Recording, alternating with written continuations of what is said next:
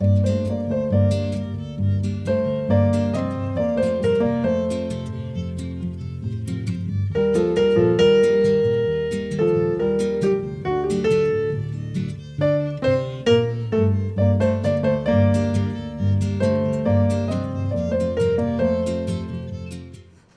libro, que se llama Me hablarás del fuego, es un homenaje, como bien decía Gloria, que le agradezco por esta maravillosa invitación, a esa vida que sobrevivió a las cenizas, que trascendió de la muerte en unas condiciones de horror que todavía nos sorprenden como colombianos. Esta investigación comenzó aproximadamente entre el 2009 y el 2010. Yo me desempeñaba como corresponsal del portal Verdad Abierta, que fue un proceso que surgió en medio de la aplicación de la Ley de Justicia y Paz, con la intención de reconstruir lo que serían esas confesiones, esas formas de decir verdad de los postulados a la Ley 975. Yo creo que era un espacio de incertidumbre para quienes hacíamos parte de este medio de comunicación, porque no teníamos muy claro cómo cubrir un proceso de justicia transicional. Yo creo que ya la ley se va a acabar y todavía seguimos aprendiendo a hacer. Pero un día me buscó un periodista también de la región, muy afanado, con la intención de entregarme un CD. Ese periodista es José González, quizás alguno de ustedes no lo han escuchado. Y José González me entregó un CD que aparentemente no decía nada, pero que transformó mi vida. Yo lo puse ese día en mi computador y de repente vi a un hombre llamado Jorge Iván Laverde Zapata rindiendo versión libre ante la Unidad de Justicia y Paz. Este ser humano comenzó a hablar en ese clip de video que me había entregado José, y de repente comenzó a manifestar abiertamente, sin ninguna señal de dolor en su rostro, que los paramilitares entre 2001 y 2003 habían creado unos hornos de desaparición para deshacerse de los cuerpos de las víctimas del Frente Fronteras que él comandaba. La primera reacción que tuve al escuchar estos documentos es que me costaba creer que en Colombia se estuvieran perpetrando crímenes que indudablemente nos remiten a las peores muestras de humanidad posibles.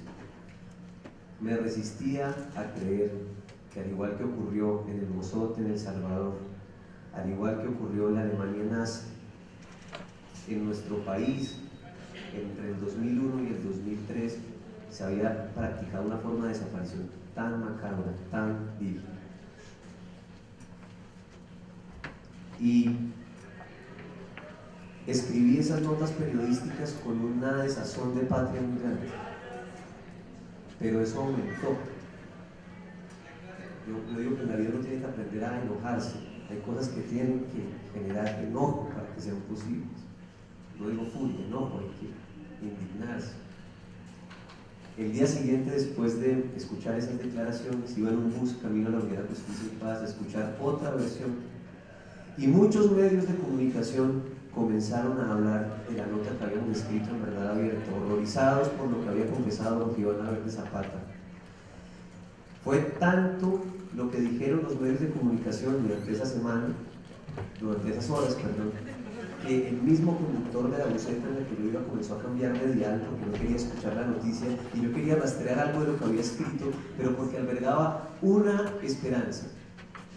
Esa esperanza fue el motivo por el que yo tomé la determinación de estudiar periodismo. Un día me hice la promesa de que estas historias tan supremamente dolorosas para el país no se pueden seguir contando exclusivamente desde el testimonio de los perpetradores. Yo me había hecho la promesa, pero ahora eso que yo había escrito servía para eso. Todos los medios de comunicación hablaban de esta forma de desaparición macabra, pero nadie se preocupaba por tratar de identificar o de establecer la identidad de esos seres humanos que habían sido incinerados de una forma tan espantosa. Y yo quedé con una deuda entre la cabeza y el pecho, ¿no? Entre el corazón y el pecho, como cuando uno se agarra con la mamá o algo así, ¿no? y le dije, yo voy a volver sobre este crimen, yo voy a volver sobre este crimen precisamente para hacer ese trabajo. Y originalmente el título de ese libro era Me hablarás desde el fuego, porque quienes iban a hablar en sus páginas eran las historias de vida que pudiera reconstruir con relación a semejante horror, a semejante crimen de lesa humanidad, a semejante cicatriz en la historia del país. Y la investigación no fue fácil, porque la intimidación persiste. Donde existieron estructuras paramilitares, oh sorpresa, hay estructuras paramilitares, no se fueron, continúan vigentes, las familias no hablan, hay un manto de silencio, no existe ninguna autoridad, ninguna garantía de no repetición que le permita a estos seres humanos poder pensar al menos sin dolor en la muerte de sus seres queridos. Es una vergüenza lo que ocurre en el norte de Santander. ¿Por qué? Esos son los crematorios de los que yo les hablo, no están internados en lo profundo del Catatumbo. Son estructuras físicas que no quedan a más de 40 o 50 minutos de una ciudad capital, de una ciudad principal de Colombia como es Cúcuta.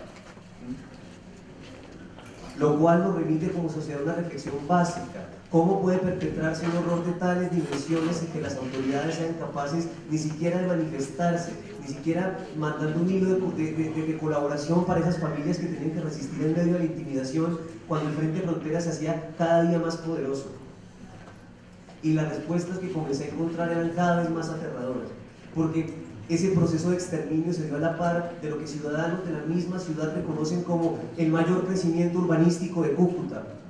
Porque resulta que el paramilitarismo llegó al norte de Santander, pero llegó al norte de Santander disfrazado de una forma de gobierno. Llegó con directora seccional de fiscalías, llegó con director seccional del DAS. ¿Y cómo nos íbamos a enterar como colombianos que estaban incinerando a cientos de personas enfrente de nuestras narices si las autoridades encargadas de investigar hacían parte de la estructura ilegal, tenían alias y recibían salario por parte de los grupos de autodefensa? ¿Cómo carajos nos íbamos a enterar como sociedad que eso pasaba? Y comencé, con la ayuda de Gloria, a tratar de identificar esos casos.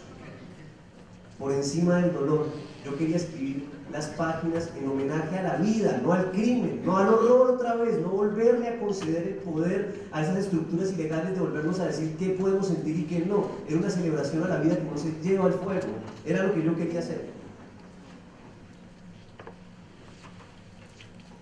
Y fracasé mucho, viajamos mucho en vano, hasta que un día Gloria Luz Gómez me invitó a un evento y yo me fui convencido de que esto iba a resultar. Y cuando tuve a un grupo de víctimas delante de mí para explicarles qué quería hacer, se me fue la voz, porque hay crímenes que dichos y verbalizados son tan horribles como volvernos a vivir. ¿Cómo le pregunta usted a un crimen, a una persona, a una familia víctima de desaparición, si a su ser querido lo incineraron o no? ¿Cómo se hace esa maldita pregunta? Y yo me la tragué por huevón, me la tragué. Y me hice la promesa de escucharlos a todos y tratar de detectar si había alguna relación con los periodos que yo había detectado. Y justo cuando estaba seguro de volverme triste porque había fracasado otra vez en encontrar estas familias, se me acercó una mujer maravillosa, que es la mamá de este ser humano que se llama Luis, un joven de 17 años que era el sustento de su familia, que quería estudiar, que le gustaba la música, que estaba plenamente enamorado y que fue incinerado en esos hornos paramilitares del norte de Santander. Y esta madre se me acercó para contarme una historia. La historia hablaba de un cucarrón. Y yo no quería que me contaran la historia de un cucarrón, yo quería poder ayudar, quería tener manos para tratar de contar esto que me generaba tanta inquietud. Y la mamá de Luis comenzó a contarme que en esos días en los que su hijo de 17 años desapareció, no llegó a la casa después de decirle que cotizara los muebles de la sala porque se los iba a regalar de cumpleaños. Después de esos días de llegar, hablando con autoridades que no movieron un dedo para ayudarle a detectar el paradero de su ser querido, con la esperanza de encontrarlo cada minuto, cada segundo, porque es que eso es la desaparición, es la esperanza, ¿no? es el dolor, no la esperanza. Y me dijo que llegó a su casa y que estaba cansada, y de repente un cucarrón comenzó a volar encima de su cabeza. Y este hijo de madre insecto estuvo molestándola casi que por 3 días mientras buscaba a su hijo. Y ella llegaba y se sentaba fatigada de cumplir con sus tareas, de ir, de buscar en los peores sitios, en la morgue, preguntar con sus amigos, y este insecto seguía rondando en su cabeza. Hasta que un día se cansó, y en un acto que yo creo que ya no entendía todavía, miró a ese insecto y le dijo: Luis, ya no más, vayas a la pieza. Y el cucarrón se fue al árbol del jardín y se guardó y no la siguió molestando. Y esta mujer maravillosa, valiente, entendió que ese insecto probablemente le hablaba de la suerte de su hijo. Y cuando me contó la historia, me la contó, esto no es metáfora, me la contó porque estaba convencida que su hijo había tratado de contarle algo de lo que le había sucedido. Este libro es posible porque Luis, en la mente de su madre, se convirtió en un cucarrón que le habló de su destino final. ¿Cuál no sería mi sorpresa cuando al final de esa entrevista, muy con la pena dentro, le dije: ¿y qué sabes de la ley de justicia y paz? ¿Qué han dicho de tu hijo? Y tengo esas palabras grabadas en la frente, porque me dijo: los paramilitares dicen que lo quemaron, pero a mi hijo no lo mataron, porque mi hijo es un cucarrón. Y yo entendí que eso no era una metáfora. Entendí que la vida, que al ser humano no se le puede desaparecer así de fácil. Y el libro está escrito respetando esa historia que ella me contó. Y fue ella la puerta para comenzar a romper con ese cerco de silencio, porque si hay algo de lo que debemos sentirnos profundamente orgullosos como colombianos, son mujeres como las que conforman, y hombres valerosos como los que conforman las FADES. A Gloria, el dolor la volvió defensora de derechos humanos, pero no solo para resolver su situación de dolor. Ella comenzó a acompañar el proceso de otras familias que vivían incertidumbre de no saber qué había pasado con sus seres queridos. Y Gloria me abrió las puertas de otras familias. Son 3 los casos que están allí contados. Y yo fui a hacer la última entrevista, que nos costó un montón hacerla, porque está inmersa en una zona de control paramilitar muy compleja. Y yo volví a Bogotá con muchas cosas que escribir, contento de estar tratando de aportar algo a las historias de estos seres humanos. Y ahí hubo una fractura terrible con este libro. Me encontraba en una reunión de trabajo y comencé a recibir llamadas a mi teléfono celular. Eran vecinos y era mi hermano, me llamaban reiteradamente. Pensé que se trataba de llamadas inoportunas. Después de esperar mucho rato, le contesté a mi hermano. Tenía buzones de voz y mensajes porque estaba saliendo fuego de mi apartamento en Bogotá. Se me habían metido a la casa, le habían prendido fuego a la investigación que llevaba haciendo 1 año y medio sobre gente que también habían incinerado. Y a mí me pareció tan asqueroso el método de censura que pensé que no era verdad. De no haber sido por el acompañamiento de la FLIP, de no haber sido por el acompañamiento de las FADES, de no haber sido por el acompañamiento de Reporteros Sin Fronteras, de verdad yo creo que no había entendido qué estaba pasando. Y es que había un mensaje ahí. Y no me quería callar, quería hacerle justicia a esas historias. De hecho, me había comenzado a pasar algo muy potente con relación a esas historias. Y es que investigando sobre los casos de vida de estos seres humanos, entendía cada día que pasaba con sus familias que los que me estaban hablando no eran seres humanos muertos, eran seres humanos que estaban vivos. Y ustedes me miran a mí y pueden pensar que soy un poco loco, pero estaban vivos. Están vivos en los zapatos que le heredaron a los hijos. Están vivos en el nombre que tienen los nietos, en el nombre que tienen los sobrinos heredados del padre. ¿Cómo se llama su sobrina? Luisa. ¿Cómo se llama su hijo? Luisa. Luis, perdón. ¿Cómo se llama el primer hijo de la que era su novia de los 17 años? Luis. Porque al ser humano no lo podemos borrar del paisaje con esa facilidad. somos mucho más que carne y huesos. Este libro parte de un ejercicio y es reconstruir la voz en primera persona de esos seres humanos que nos intentaron quitar del paisaje. Y me gusta pensar que quienes hablan allí no necesitan a nadie que hable por ellos, son ellos hablándonos con sus acciones, con el amor, con sus equivocaciones, con el sufrimiento, con el dolor, pero también con la alegría. Y seguimos con esta investigación a cuestas. Y el libro tomó un giro muy potente porque esa valentía que se desprendía del cariño de los estudiantes en las universidades, de la gente que estaba alrededor y que entendía que había algo que tenía que decirse allí, me llevó a tomar una determinación y fue ir a hablar directamente con Juan Laverde Zapata, preguntarle qué sucedía, qué era lo que estaba pasando con las familias, qué era lo que estaba pasando conmigo. Y nos fuimos para Itagüí en diciembre de 2014. Y yo me fui lleno de un odio que no les puedo descifrar porque uno se llena de rencor muy fácil en la vida.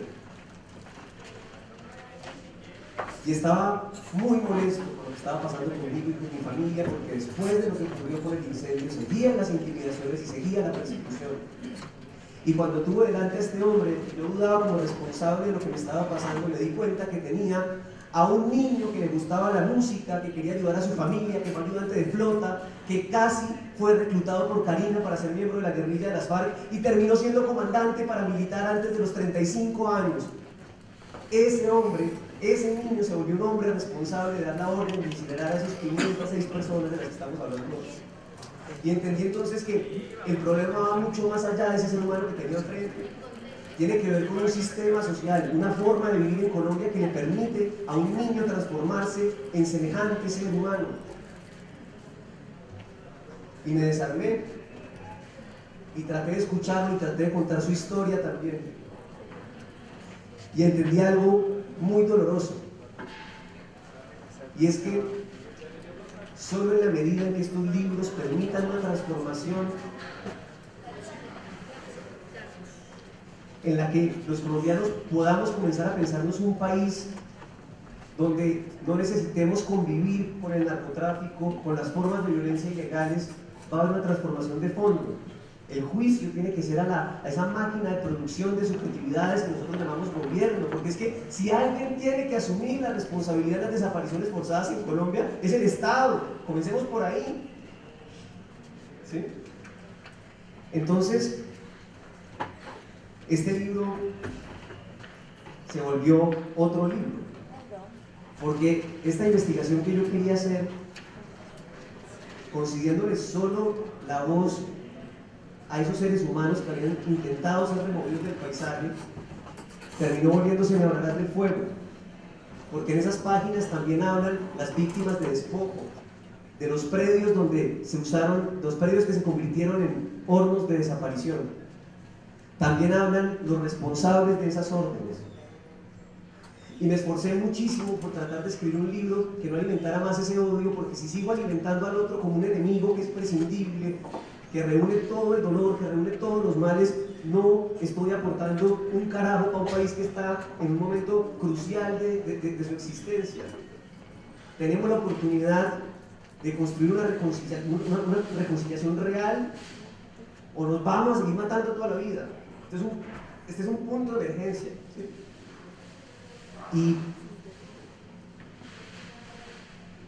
Y terminé muy movido porque gramaticalmente era más correcto Hablarás del Fuego. Hablan quienes estuvieron en él, hablan quienes lo ordenaron, hablan quienes fueron usurpados para construir hornos de desaparición en sus predios, ¿sí? Y a escasos días de acabar la investigación, pude hacer dos cosas que me faltaban. Una fue poder poner un pie donde Elvis, Moisés y Víctor fueron desaparecidos. La vieja landillera de conflicto. A escasas horas de intentar entrar con la protección de la Unidad Nacional de Protección al sitio, me reuní con la mamá de Luis otra vez y me pidió un favor que a mí me parecía imposible. Me dijo: Javier, primero no vaya, pero si va, busque prendas de ropa cerca de nosotros. Las prendas de ropa son muy importantes para nosotros, pueden ser la evidencia de que allí murieron nuestros seres queridos o lo de las otros muchos madres y padres que perdieron a los seres queridos. Y cuando ella me dijo esto, yo pensé que era imposible, porque es que la Ley de Justicia y Paz lleva 10 años en aplicación.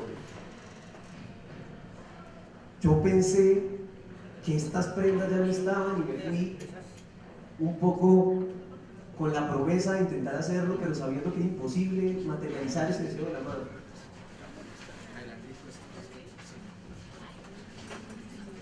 Y esto es lo que en el 2015 cualquiera de ustedes podría encontrar en el horno de Villa del Rosario.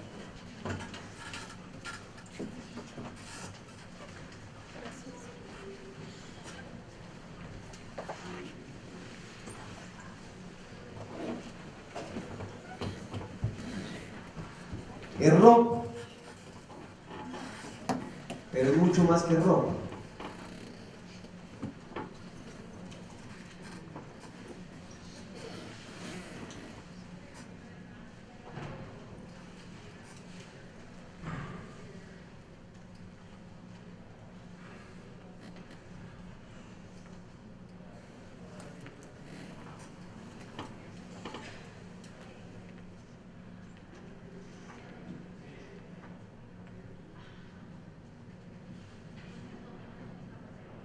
Y a mí me gustaría haber podido poner en palabras semejante horror, porque es que eso no se puede escribir. Nos sacaron corridos en moto otra vez, hombres armados, los mismos que hasta quizás habrán participado en la desaparición de estos seres humanos. No hay garantías de no repetición. Y cerré el libro con una carta que escribí en homenaje a esos seres humanos que aprendí a querer, porque en el fondo entiendo que esa es la suerte de cualquier colombiano. Y a mí, personalmente, antes de cerrar esta conversación, que no sé cómo voy de tiempo, ¿sí?, me gustaría poderles leer esa carta que escribí para estos seres humanos. Lo que no tengo a la mano es un libro, pero muchísimas gracias. Y me perdonan todo lo gangoso que me voy a poner.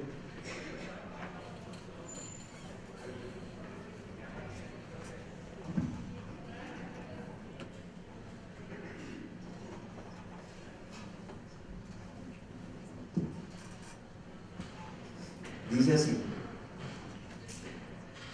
él es Luis.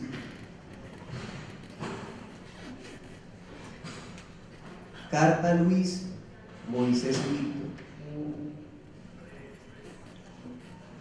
Ayer tuve la oportunidad de poner un pie en el que asumo fue el último rastro de sus vidas.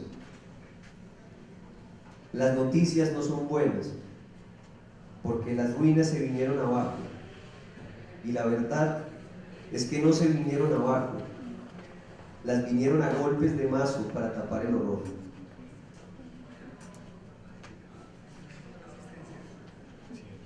Del fuego que los llevó no quedan sino las cenizas, un área tan grande como el patio de cualquier colegio, lleno de plantas con espinas y cactus pequeños, espinas que se pegan a la piel y la ropa, como tratando de abrazarlo a uno para que se quede allí, con ustedes.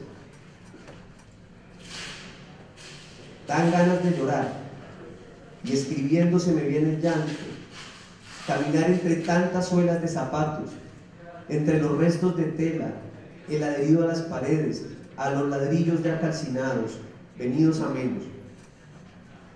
Agachado, intenté correr la maleza, porque me acordé del consejo de tu madre, Luis, Me acordé de ella que quiere recuperar tu ropa porque perdió tu cuerpo. Y vi, detrás de la zarza espesa que corta, y vi empujándola con la mano libre un zapato de niño, de un niño más pequeño que tú, menos de 17, que son muy pocos años, Luis. Nadie protege estas paredes desportilladas de blanco, tan solo una verja de alambre de púas, tan o igual de insegura que la vida destapada que precede estos hilos de muerte. Y allí flotan los restos, sus restos. Allí posan paralizados como aferrados con pegante, pero no hay pegamento. Ahí quedan como agarrados con puntillas, pero no hay martillo. Ahí están como suspendidos en el tiempo, en la espera de un algo que los amarre a la vida de nuevo. Y yo lo lamento porque no tengo nada, Víctor. No hay nada que pueda hacer para juntar las partes y darles un soplo. No tengo manos para recoger los trozos porque me da pena, y la pena no me alcanza. Hace meses que no puedo hablar con tu familia, Moisés, y no sé si es el miedo o será la violencia que persigue a las víctimas en Colombia, que se ensaña con los vivos que sobreviven a sus muertos. Díganme, por favor, díganme los tres. ¿Tomaron una tachuela, los forzaron o decidieron plasmar sus nombres en la pared del trapiche? La tomaron y con su último aliento tallaron los nombres de sus seres queridos cuando la muerte se intuía inevitable. Moisés, ¿abrazaste a Luis ese día? Porque yo me concentro y no escucho aquí de qué forma los dañaron, si se divirtieron con su dolor, si los torturaron.